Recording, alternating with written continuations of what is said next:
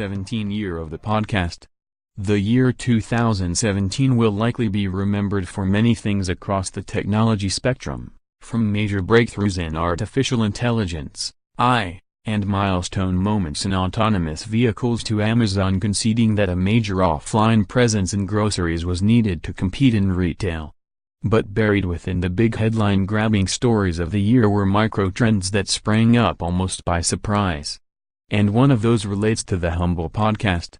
Though the podcast is far from a new medium, 2017 saw a surge of activity related to the audio broadcast format. A couple of weeks back, Apple finally launched its podcast analytics feature so creators can garner more data about how their listeners consume podcasts on iOS devices and can gain potentially valuable insights into their listening habits.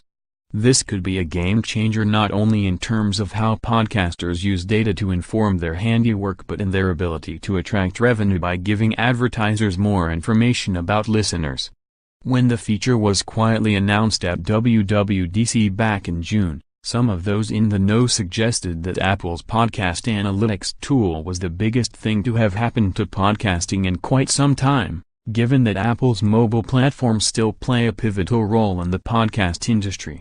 It may look obscure, but this is the biggest thing to happen to the podcast business since Serial first went nuclear. https://t.co/4twfvckkm9, Matthew Lieber, @mlieber, June 10, 2017. But Apple's announcement was really the cherry on the cake for a year that saw interest in podcasting hit new heights in terms of popularity, ad revenue, and investment.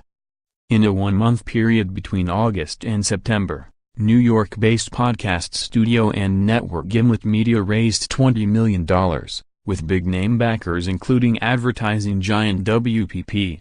In August, San Francisco-based podcast hosting and distribution company Art19 closed a $7.5 million Series A round from notable New York and Menlo Park-based VC firms Bertelsmann Digital Media Investments, BDMI, and DCM Ventures. Later in the month, HowStuffWorks revealed it was spinning out from its parent company as an indie podcast network backed by a fresh $15 million Series A investment. Fast forward to September, and Google investment arm GV led a $10 million investment in Anchor, a New York-based mobile-focused platform that makes it easy for anyone to record audio on the move and transform that audio into a podcast. This came a week after Stockholm-based podcasting platform Acast raised $19.5 million from a group of Swedish investors. Podcasting platforms haven't traditionally garnered significant sums of cash. Yet over a 2-month period 5 podcasting companies announced more than $70 million in raises. And that's not including Castbox, a podcasting startup founded by a former Googler last year, which announced $16 million in funding in October. This was a delayed announcement and constituted a series of investments from early 2016 to June 2017. The upshot of all this is that podcasting has emerged as a hot industry for investment. But why? Consumers, it seems, are hungry for audio-based entertainment.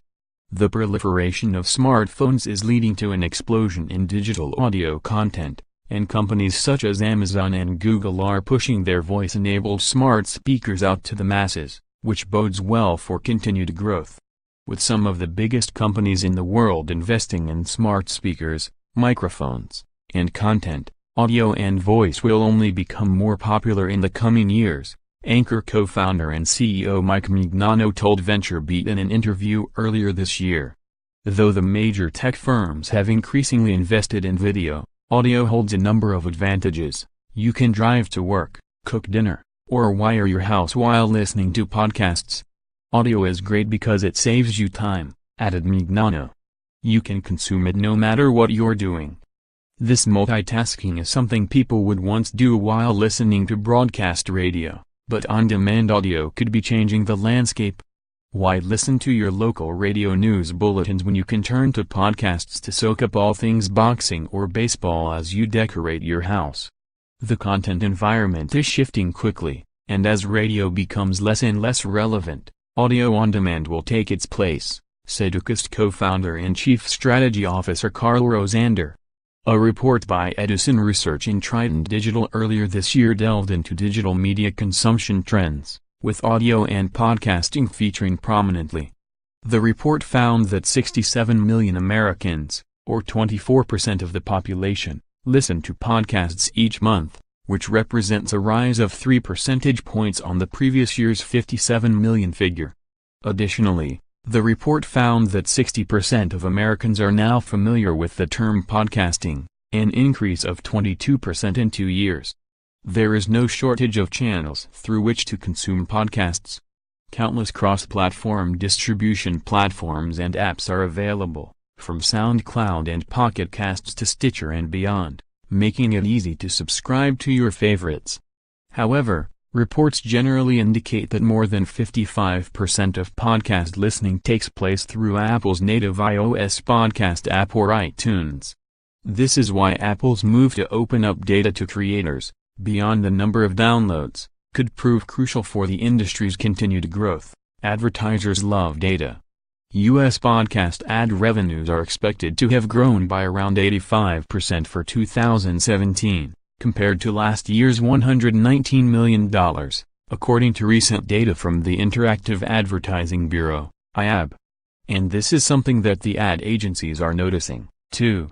Our clients' media spend has increased 300% versus 2016, and I'd say we have 2 to 5 potential clients cold calling us every week, interested in learning more about podcast advertising, said Kurt Kaufer, partner and CMO at audio-focused advertising agency Ad Results Media, in an interview with VentureBeat.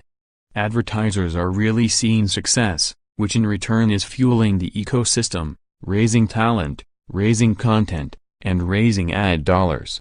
Apple's analytics service, which is available in beta now, should allow podcasters to track unique devices and playback metrics, including when the audience drops off during a show. Advertisers will surely be more inclined to spend on podcasts if they know exactly how many people are listening to their ads, rather than paying a fee based on a show's overall number of downloads, for example. We're optimistic about the idea that creators will have access to more data, as we feel it will create more efficiency in the marketplace, explained Steve Shanks, partner and CRO at Ad Results Media. This, in turn, will help the entire industry, both on the advertising and content sides. With increased data and insights, we'll have the ability to better predict the potential winners and losers for our campaigns, which should create even better results for our clients. Of course, the data revealed by the analytics may have the opposite effect. If it turns out that 1 million people download a podcast but only 5% bother listening to the ads, this could deter potential advertisers. But the data arms everyone with the right tools to tackle whatever needs tackling, even if it means rethinking how advertising is delivered through podcasts. While some might see this as a complete game changer for podcast advertising, we still have a wait-and-see mindset, added Shanks. While results are everything for us, and we're excited to see Apple's interest in developing its analytics platform, it's still anyone's guess what exact data will be provided and how this may shift the perceived performance of each individual podcast.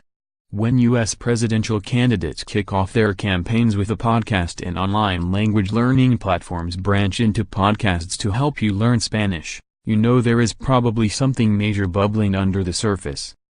If 2017 was big, 2018 could prove a particularly pivotal year for podcasting as a business.